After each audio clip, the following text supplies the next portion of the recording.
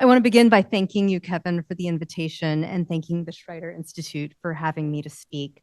I actually first met Kevin my very first year at Loyola when he was my first TA. So it's been a while. It feels like another lifetime, but it's great to be here with you today.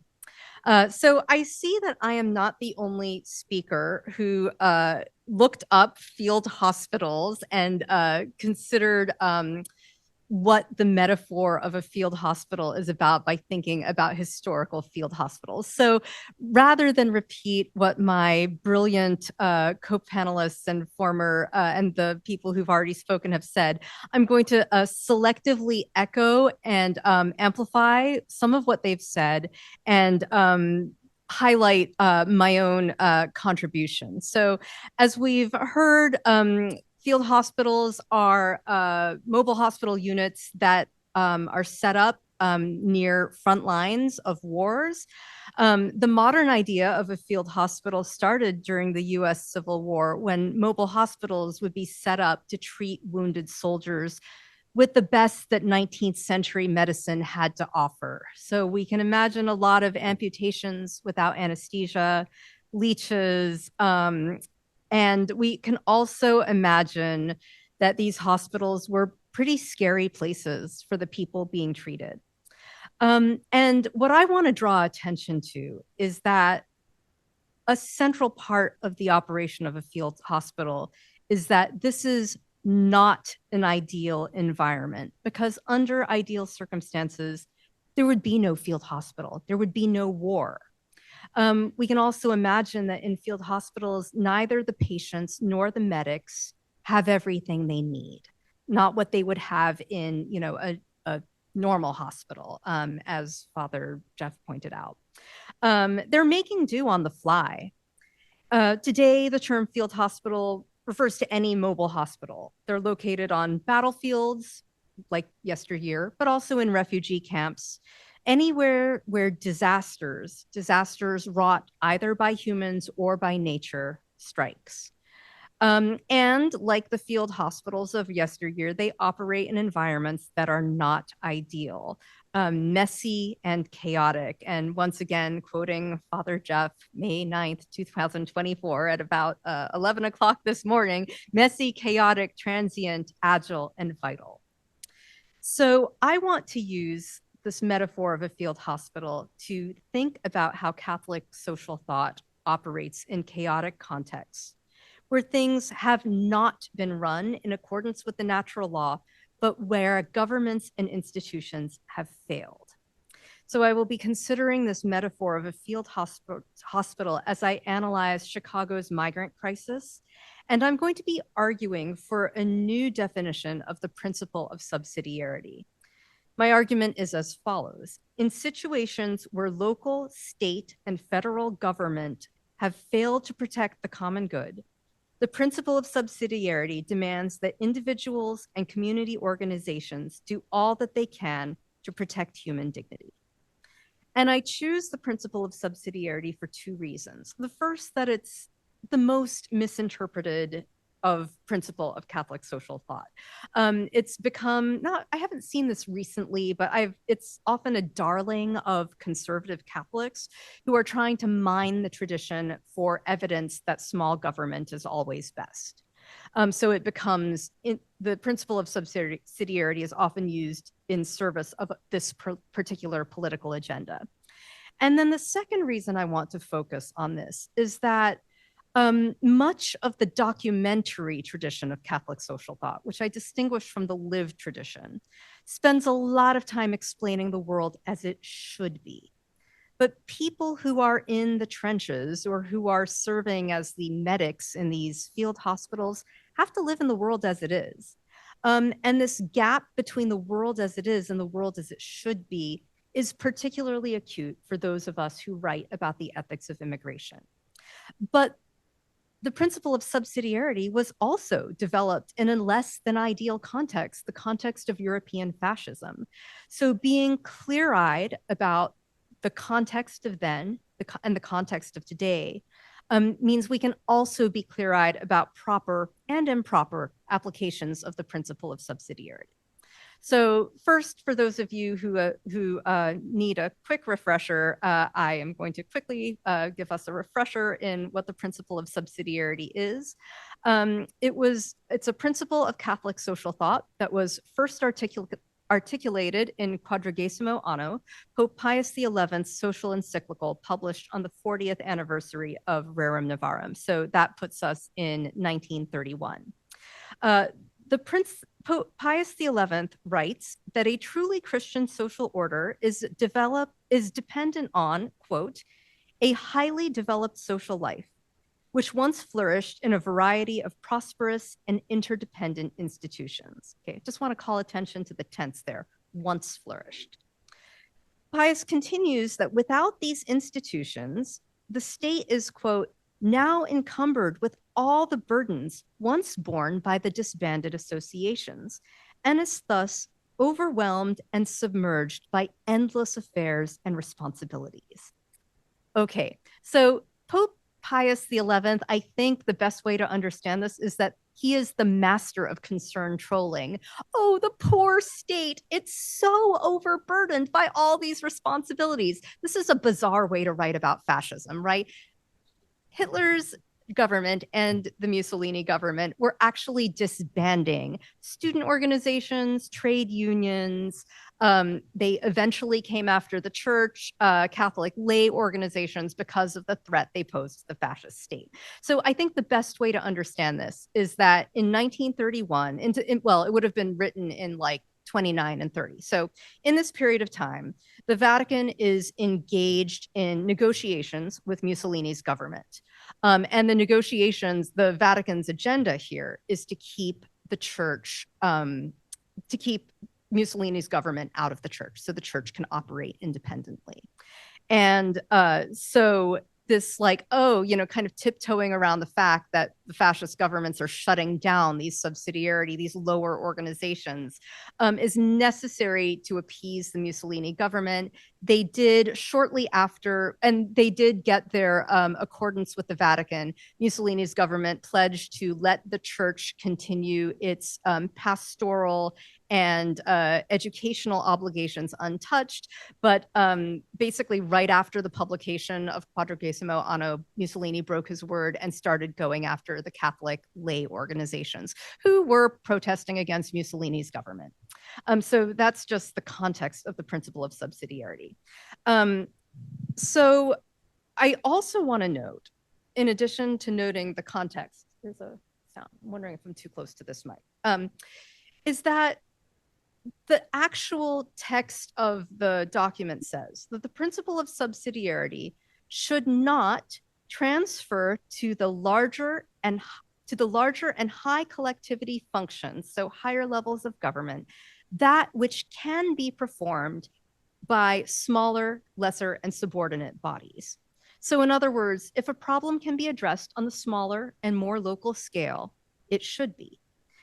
Only if the problem cannot be taken care of on the smaller local or non-governmental level should the higher authorities do the job. So though the principle of subsidiarity is clearly about protecting the freedom and the functions of smaller institutions from encroachment by the state, Brian Hare writes that the principle is not, in fact, about like a de facto opposition to government action. Brian Hare writes that subsidiarity is, quote, an argument for freedom in society and a pluralistic structure of power as the guiding norm for social policy. And even the text of Quadragesimo Anno itself cautions that there are many examples of functions that used to be done by smaller organizations that must now be done by larger ones. So, you know, it's this making it this like, you know, the principle of subsidiarity, the poster child for small government is, even if you remove the later tradition, it's clearly a misinterpretation. But as it is, you can't really interpret the principle of subsidiarity in the tradition writ large without thinking about the role of the state, which is most clearly articulated in John the 23rd's Pacem in Terris, which writes that the state is the, quote, ultimate guarantor of the common good. In other words, when community organizations and smaller levels of government cannot provide for the long list of human rights to which people are entitled, such as clean water, food, like adequate nutritious food, not just food, shelter, jobs, education, and healthcare, these claims ultimately land on the state. And as the provision of some of these goods has become more and more complicated, the state has had to become involved in the distribution because the state is the only organization that is both large enough and that has the coercive power to manage the distribution of complex goods. A key example of this is healthcare. I feel pretty comfortable in saying that the current system we have in this country, which is a hodgepodge of private providers, private health insurance companies, public insurance, private industry, publicly funded research, and government regulations, is very complicated, very expensive, but also not as effective as it could be. And this principle, the idea that because society is getting more and more complicated, the state might need to take on responsibilities that in the past smaller organizations could do, is a principle also from the encyclicals of John the 23rd called socialization. And it operates in tension with the principle of subsidiarity. So socialization pulls to higher levels of government, subsidiarity pulls to smaller, more local levels, and both are necessary for the common good. These two principles not only delineate the role of the state in Catholic social thought, they also illustrate a little bit of how Catholic social thought works. We have a non-ideal situation, right? Mussolini's Italy. But when Quadragesimo Anno talks about subsidiarity, or when Pacem in Terris, written in the aftermath of the Bay of Pigs invasion, talks about socialization and the role of the state, they're describing an ideal. Society is a complex of individuals, families, communities, churches, clubs, unions, businesses, schools, and government at all levels, each doing its job and working together so that all can flourish. The realities of human evils and human fallacy are mentioned obliquely, if at all, and the focus is on what should be rather than what is. But our metaphor of the field hospital, in contrast, is putting the focus on what is. Our messy, chaotic, that was in my original, but I'll quote you just because you said it first, as Father Jeff said, realities in which people are all too fallible and institutions are rarely doing what they should be. So now I want to transition to the migrant ministries as field hospitals. And maybe some of you are involved in these ministries and know them more intimately than I do. So my information comes from talking to many people who are volunteers who have been intimately organized in or intimately involved in advocating and meeting the needs of asylum seekers for about the past year and a half. So if you want to look for a case study of almost the exact opposite of the ordered world of Pacem in Terris, you can look no further than the migrant crisis here in Chicago. The shoulds, according to Catholic social thought, are as follows. Migrants arriving from countries such as Venezuela, Guatemala, and El Salvador, to name a few, have the right to emigrate, that's with an E, to leave their countries in order to seek the goods essential for life, such as food, water, healthcare, education, and just a basic level of political and economic security. Countries, such as the United States, who have the ability to welcome immigrants seeking fundamental dignity we should welcome them. Those who are coming from fleeing political instability have the right to seek asylum as enshrined in international law, US law, and Catholic social thought. The federal government is the ultimate guarantor of the common good, which includes all within our borders, regardless of status or citizenship. Okay, so I hope we all agree on that. That is pretty much given, at least for those of us in this room. The realities are more complicated. Asylum seekers, we are not a border state. Asylum seekers are here in Chicago because the governor of Texas sends them here on planes and buses in order to mock Chicago's status as a welcoming city. The migrants have become a game in what political one-upsmanship and cruelty. For example, dropping them off without notice in the middle of the night without notifying anyone, This scores further political points. So already we have a pretty flagrant violation of the role of the state. The role of the government of Texas is to protect the common good and secure human rights. But in this case, Texas government policies assault human dignity by basically being mean to them for fun. When the first migrants arrived in Chicago in late 2022, the then mayor of Chicago hastened to O'Hare to welcome them. They were housed in hotels when shelter space ran out. But then, as the buses kept arriving and the space and shelters ran short, the welcome from the city government grew thin. Lacking any plan to continue settling migrants, the city then directed them to police stations, with the result that by October 2023, there were almost 4,000 migrants living at police stations in Chicago. When migrants first arrived there, they had nothing except the clothes on their back and what they could carry, and often their arms were full of the children that they had carried. So no room for anything else. So networks of volunteers, mutual aid associations, refugee settlement volunteers, churches, and individuals swung into action. Armed with Facebook groups, WhatsApp threads, and Venmo, they coordinated the provision of aid to these families, making sure that the police stations had sufficient food every day, preventing duplicate donations, and often inviting families into their homes to shower. These associations not only provided for basic needs, as the migrants were moved to shelters, these organizations' roles changed to ones of advocacy.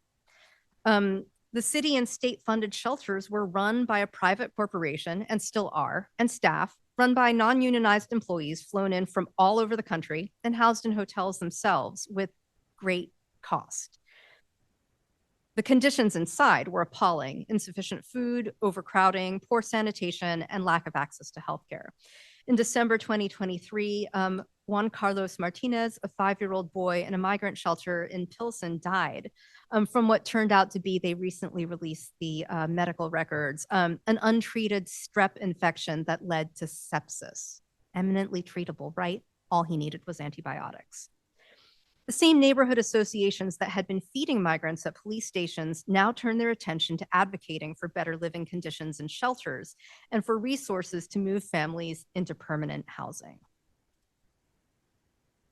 In addition to advocating for migrants, they are still meeting fundamental needs, stocking free stores with everything from new underwear and socks to donated coats, helping families navigate the process for securing a work permit from the federal government, picking up and distributing donated furniture for families who have secured rental assistance, and in some cases, opening their homes, their basements, their spare rooms, their living rooms to families in need of a dignified place to stay. In some ways, these associations fit the description of the pluralistic society described in Quadragesimo Anno. They bring individuals together to work for the common good. Volunteers become friends and family to one another and to the migrants they serve.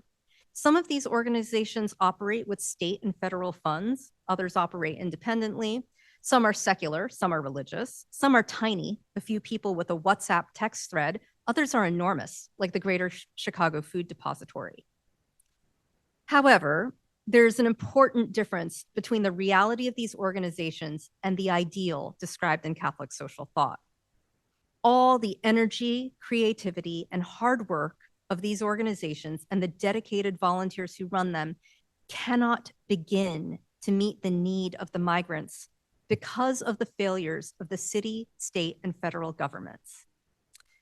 So, federal government has a sophisticated infrastructure for resettling refugees. So Afghani families who secured refugee resettlement outside of this country are transported here on the dime of the federal government. They should be.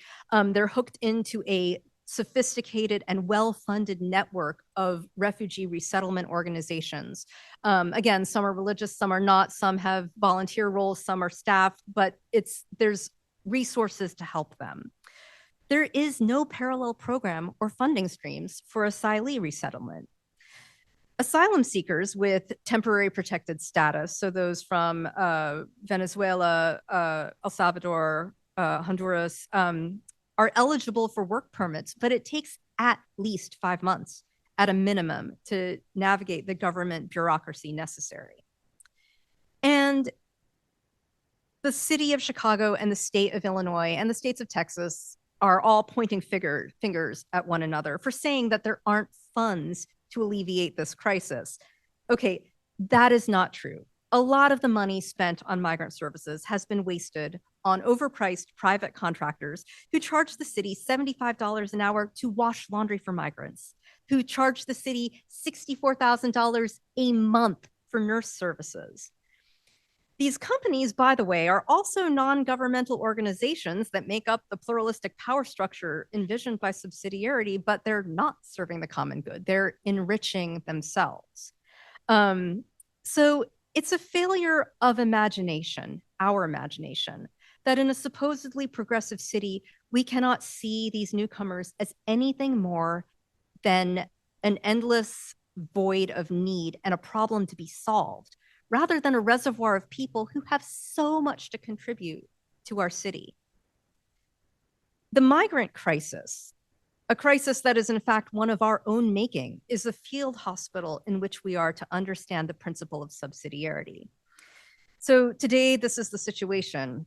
Migrants who arrive from Texas today stay in a landing zone. It's basically a parking lot full of repurposed buses until they can move to a shelter. So hanging around all day in a bus with small children, when it's cold outside and you can't stand outside because they didn't bring clothes for a Chicago winter or spring with them, they're not from here, is as demoralizing and difficult as one would imagine.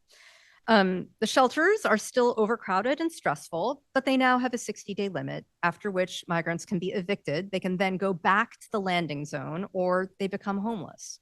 Favorite City Staffing is still running the shelters and is currently projected to make $234 million this year. To put that in perspective, that's half the budget, the yearly budget of the Chicago Fire Department. And the buses are still coming. And the migrants who all across the city must panhandle for basic needs when they would much rather work remind us all of a crisis that would otherwise remain invisible. They're everywhere. And yes, they're Jesus, but when I see them, I think Jesus judges. They are not judging. The migrants themselves aren't judging, but their presence ought to judge us all. In this context, the volunteer organizations cannot by themselves protect the common good, nor can they completely safeguard the dignity of these migrants. And yet they still have an important role to play. So I'm proposing a redefinition of the principle of subsidiarity to guide the field hospital of the church. If a problem can be solved at the lower level, it should be. That's directly from the tradition. Here's my contribution. If a problem is not being solved at a higher level, for whatever reason, cruelty, incompetence, a mix of the above, racism, it is the responsibility of the lower levels to both pressure the higher levels to do their job and, as best they can, to do what they can to protect the common good, defend human dignity, and advocate for the poor and vulnerable. This puts a lot on those lower levels. And they have to now, according to my definition, do what they can in place of a dysfunctional, negligent, or cruel state, but they also have to do the functions that are proper to them, making friends, peacemaking, tending wounds, listening, pastoring. So it's a lot. And the volunteers are frequently overwhelmed, frustrated, burnt out, but it's a lot to work in a field hospital. And a field hospital, the medics burn out. They treat people who die, people who otherwise would have lived. But what else are you going to do? The non-ideal is the norm. It always has been. It was the norm. The non-ideal was the norm in Mussolini's Italy, and the non-ideal is the norm today.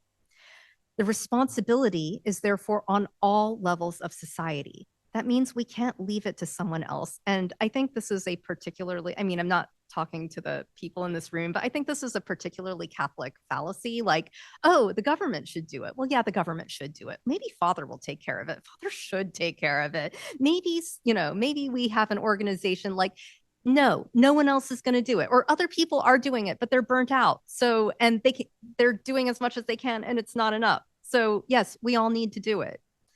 It also, I think, reshapes the role of democracy, which Catholic social thought, frankly, has an uneasy relationship. What government does and does not do does not come out of nowhere. Democracy is responsive, not as responsive as it could be. Yes, it's filled with unjust structures, but it's responsible to the will of the people, more so than any other form of government. So having the responsibility to advocate for better policies is a part of subsidiarity. Another part is of this, another implication of this redefinition is that you have to do what works. Work with whoever wants to do the work. Religious people, secular people, non-Christians, anyone who is there, people who are already plugged into an organization, people who just come with their WhatsApp text messages, people who just show up wanting to volunteer. Work with those people. And yes, it's a pastoral mission, but it's inseparable from the corporal works of mercy. And it's also inseparable from solidarity. So often my students will say, but it's hard to distinguish the common good from human dignity from solidarity. And I'm like, yeah, that's how Catholic social thought works. And so let's, rather than subsidiarity hanging out there as this principle of small government, let's put it in with these other principles of Catholic social thought where I would argue it belongs. Thank you.